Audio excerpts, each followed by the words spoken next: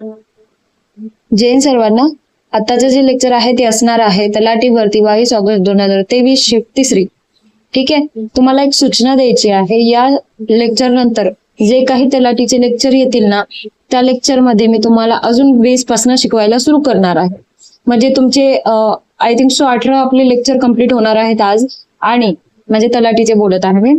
आणि हे संपल्यानंतर नवीन सुरुवात, म्हणजे जसं मी फर्स्ट लेक्चर मध्ये तुम्हाला पॉलिटी शिकवलेलं आहे एकदम बेसिक पासन, जे काही इम्पॉर्टंट आहे शिकवलेलं आहे. ठीक आहे, तसंच त्याच टाईप मध्ये आता नेक्स्ट लेक्चर पासून सुरू होणार आहे. जरी तुमचं हे झालेलं नसेल तरी तुम्ही उद्याच्या लेक्चर पासून व्यवस्थित कंटिन्यू राहा, म्हणजे तुमचं ग्रुप सी पण निघून जाईल. ठीक आहे, का असं म्हणते ग्रुप सी पण?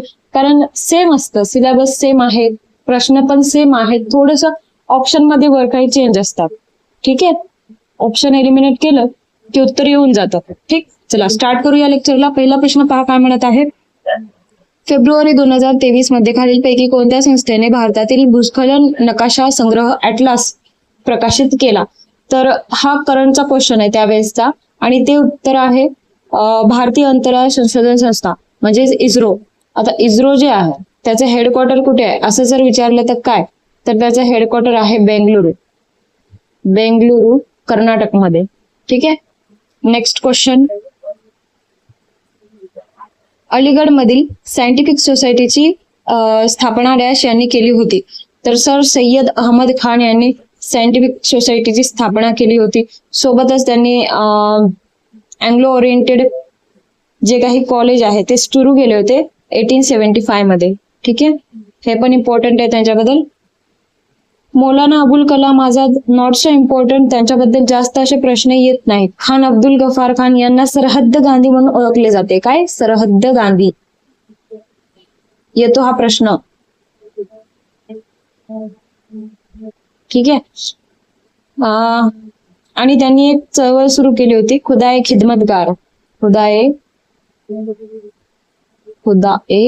खिदमतगार. ठीक, ते असे पहिले भारतीय ते असे पहिले अभारतीय होते ज्यांना भारतरत्न मिळालेला होता. ठीक आहे, अभारतीय म्हणत आहे. मोहम्मद अली जिन्ना हे पहिले राष्ट्रवादी होते, नंतर त्यांनी पाकिस्तान निर्माण करायचा विचार ठेवला. ठीक आहे, 1940च्या लाहोर सेशन मध्ये त्यांनी टू नेशन थेअरी आणली. टू नेशन थेअरी म्हणजे पाकिस्तान निर्मिती व्हायला हवी असं त्यांनी म्हटलं. तर हे फादर ऑफ पाकिस्तान आहेत. ठीक,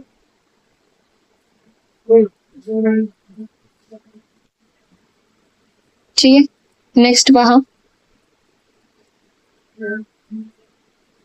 ओमनिस सेल्युला ए सेल्युला या विधानासह आधीपासून अस्तित्वात असलेल्या पेशींपासून नवीन पेशी निर्माण होतात ही कल्पना खालीलपैकी कोणी सुरुवातीला मांडली?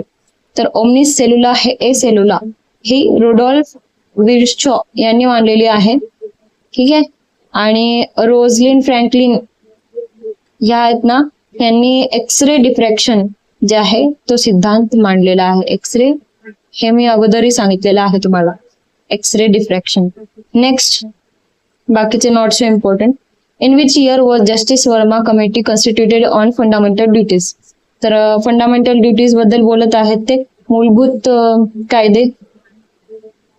कायदेच ना, नाही सॉरी, मूलभूत कर्तव्य जे आहेत जस्टिस वर्मा कमिटी केव्हा कॉन्स्टिट्यूट केलं? तर त्यांनी 1999 मध्ये हे मूलभूत कर्तव्य आणलेले, आणि सोबतच त्यांनी फौजदारी कायदा आणला होता 2013 मध्ये. जे काही महिला अत्याचार किंवा बलात्कार वगैरे ते असतात त्या सर्वांवर ह्यांनी निरीक्षण केलं आणि 2013 मध्ये फौजदारी कायदा आणला होता. ठीक आहे, नेक्स्ट. खालीलपैकी कोणत्या समाज सुधारकाने शोषण झालेल्या आणि नंतर समाजाने उपेक्षित केलेल्या महिलांची काळजी घेण्यासाठी सेवा सदन सुरू केले आणि त्यांना शिक्षण, वैद्यकीय आणि कल्याणकारी सेवा पुरविल्या? तर बेहरामजी मलबारी हे योग्य उत्तर आहे.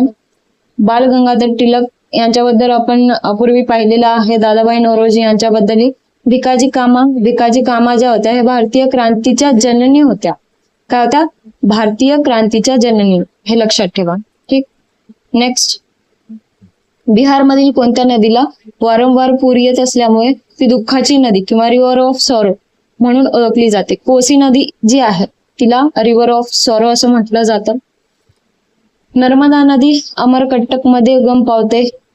अमरकंटक जे की एमपी मध्ये आहे, MP Madhya Pradesh, sorry. Kaveri, K for Kaveri, K for Karnataka. Brahmagiri पर्वत उगम पावते, खूप सुंदर आहे. यमुना नदी, यमुनोत्री किंवा उत्तराखंड जे हिम नदीचं जे काही पर्वत आहे तिथे, ठीक आहे, उगम पावते. इम्पॉर्टंट आहे, ती लक्षात ठेवा. आणि यमुना नदी जी आहे ती गंगा नदीची सर्वात लांब अशी उपनदी आहे, सर्वात लॉंगेस्ट उपनदी आहे, मोठी. नेक्स्ट, माहितीचा अधिकार अधिनियम 2005च्या तरतुदीनुसार केंद्रीय मुख्य माहिती आयुक्त हे डॅश वयापर्यंत पदावर राहू शकतात, तर 65 वयापर्यंत पदावर राहू शकतात. नेक्स्ट, भारतामध्ये जनगणना करण्याची जबाबदारी भारत सरकारच्या कोणत्या मंत्रालयाची आहे? तर गृह मंत्रालयाची आहे. ठीक आहे. सांख्यिकी, स्टॅटिक्स वगैरे तर येत नाही, अर्थ मंत्रालयही नाही, आणि सामाजिक न्याय आणि सक्षमीकरण मंत्रालय नाही. तर उत्तर काय येणार इथे? गृह मंत्रालय. नेक्स्ट, विंडोज टास्कबार मध्ये दर्शवलेली वेळ चुकीची असल्यास तुम्ही डॅश वापरून रिसेट करू शकता, तर कंट्रोल पॅनल वापरून तुम्ही त्याला रिसेट करू शकता. जीमेल कोणी आणलेला आहे? पॉल नाव होता, काहीतरी पॉल, त्यांनी जीमेल आणलेला आहे. ठीक आहे. आणि इलेक्ट्रॉनिक मेल, ईमेल यार नाव आता एकदम टॉम काहीतरी होतं, टॉम. ठीक आहे, त्यांनी आणलेला आहे ईमेल. नेक्स्ट, 1854 मध्ये डॅश येथे भारतातील पहिली कापूस सुतकताई गिरणी स्थापन करण्यात आली, तर बॉम्बे येथे. तर हा प्रश्न आपल्या 8वीच्या बुक मध्ये आहे. ठीक आहे, 8वीचे बुक जे शालेय आहेत त्यामध्ये हा आहे. नेक्स्ट, माहिती अधिकार कायद्यानुसार आरटीआय ऍक्ट कोणत्याही मुख्य माहिती आयुक्त वयाची डॅश वर्ष पूर्ण झाल्यानंतर अशा पदावर राहू शकत नाही, तर 65 वर्ष पूर्ण झाल्यावर राहू शकत नाही. डबल प्रश्न विचारलाय, पण त्यांचा कार्यकाळ किती वर्ष असा विचारलेला आहे वरती, आणि इथे विचारलेलं आहे की राहू शकत नाही पदावर. तर 65 वर्ष एकदा का पूर्ण झाले की मग ते राहू शकत नाहीत. ठीक आहे. नेक्स्ट पहा, जुलै 2022 मध्ये दिल्ली सरकारने मिशन कुशल कर्मी सुरू केले. ही योजना कामगारांच्या खाली.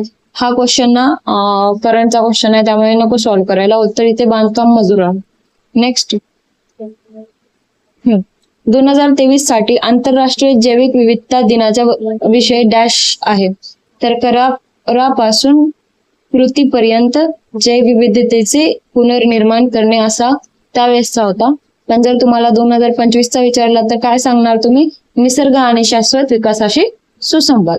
काय सांगणार? निसर्ग आणि शाश्वत विकासाशी सुसंवाद. NASVS असं लक्षात ठेवा. NASVS.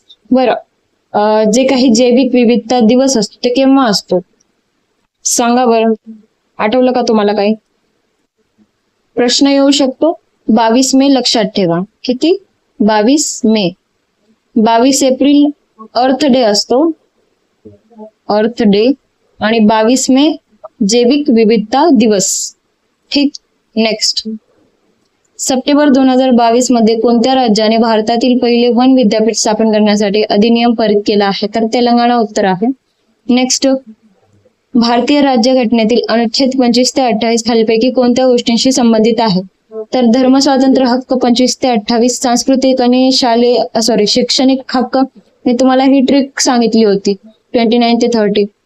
एक सेकंड थांबा, परत आठवून देईन तुम्हाला ती ट्रिक. समानतेचा हक्क, राईट टू इक्वॅलिटी केव्हाची आहे? तर 14 to 18.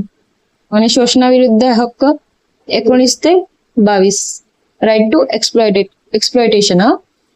तर मी तुम्हाला असं सांगितलं होतं की जे काही राईट टू इक्वॅलिटी आहे, लहान मुलं असतात 14 वर्ष ते 18 वर्षाचे, त्यांना कसं इक्वॅलिटी लागते. ठीक आहे, इक्वॅलिटी लागते, आणि 14 ते 18 वर्ष इक्वल असं लक्षात ठेवा असं सांगितलं होतं. वर्षाचा आणि याचा काही संबंध नाही, हे आर्टिकल आहेत, पण एक ट्रिक सांगितली होती मी तुम्हाला. 19 ते 22 काय, तर 19 ते 22 मध्ये बऱ्याच अशा मुलं असतात ज्यांना एक सेकंड सॉरी, नॉट हे नाही येणार 19 ते 22, 19 ते 22 नाही, 23 ते 24 जे आहे, 23 ते 24 जे आहे ते शोषणाविरुद्ध हक्क आहे, आणि 19 ते 22 जे आहे ते राईट टू फ्रीडम आहे. फ्रीडम का, तर 19 ते 22 मुलं कसे असतात, कॉलेजला जातात, ते त्यांना फ्रीडम लागते है ना, हे सांगितलं होतं मी तुम्हाला. आणि 23 ते 24 हे शोषणाविरुद्ध हक्क. मग 23 आणि 24 या काळात त्यांचं कॉलेज संपल्यानंतर ते जॉबला लागायला सुरू होतात आणि तिथे शोषण व्हायला लागतं बऱ्याच जणांचं, ते खूप काम लागतात असंही सांगितलं होतं. 25 ते 28 जे आहे, जे क्वेश्चन मध्ये विचारलेलं आहे ते धर्म स्वातंत्र्य, म्हणजे 25 ते 28 वयांच्या मुलांना प्रेम वगैरे व्हायला लागतं आणि ते काय करतात, धर्म वगैरे पाहत नाहीत.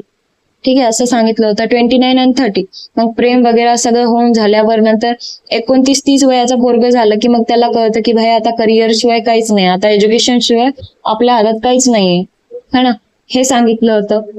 आणि 31वा जो होता तो इथून कट करून डिलीट करून 300A आर्टिकल मध्ये टाकलेला आहे, कारण जो काही जमिनीचा हक्क होता हा तो इथनं रिमूव्ह केलेला आहे. ठीक आहे, नेक्स्ट आठवलं असेल आय होप तुम्हाला हे. ऑक्टोबर मध्ये कर्नाटक मंत्रिमंडळाने ST आरक्षण 3% वरून, हा करंटचा क्वेश्चन आहे आणि उत्तर इथे 60% आहे. खालीलपैकी कोणत्या वृत्तपत्राची स्थापना चित्तरंजन दास यांनी स्वातंत्र्यपूर्व भारतात केली होती, तर फॉरवर्ड हा प्रश्न परत फिरू शकतो. फॉरवर्ड हे वृत्तपत्र चित्तरंजन दास यांनी सुरू केले होते. मद्रास करिअर जर विचारलं तर काय सांगणार, रिचर्ड जॉन्सन, आणि दिग्दर्शन जॉन लक्षात ठेवा, जॉन आणि रिचर्ड जॉन्सन. जे बॉम्बे हेरॉल्ड होतं ना त्याच्यानंतर नाव चेंज झालं बॉम्बे गॅझेट असं, आणि ते कोणी सुरू केलं होतं तर विलियमनी सुरू केलेलं. विलियम ऍश नाव काहीतरी होतं, तर विलियम लक्षात ठेवा. ठीक आहे, नेक्स्ट. ब्रिटिश मंत्रिमंडळाचे सदस्य सर स्टॅफोर्ड क्रिप्स यांना भारतीय नेत्यांशी भारतीय डॅश बाबतच्या प्रस्तावावर चर्चा करण्यासाठी भारतात पाठवण्यात आले, तर संविधान उत्तर आहे इथे. हा प्रश्न परत फिरू शकतो कारण हा असा युनिक क्वेश्चन आलेला आहे एवढ्या साऱ्या शिफ्ट मधून, पहिला एक. ठीक आहे, नेक्स्ट. जाती संस्थेचे उच्चाटन किंवा ॲन्युलेशन ऑफ कास्ट हे पुस्तक डॅश यांनी लिहिले, हे सांगितलेलं आहे मी, आंबेडकरांनी लिहिलेले आहे. द प्रॉब्लेम ऑफ रुपी हे पण त्यांचेच आहे, द प्रॉब्लेम ऑफ रुपी. परत त्यांचे वेटिंग फॉर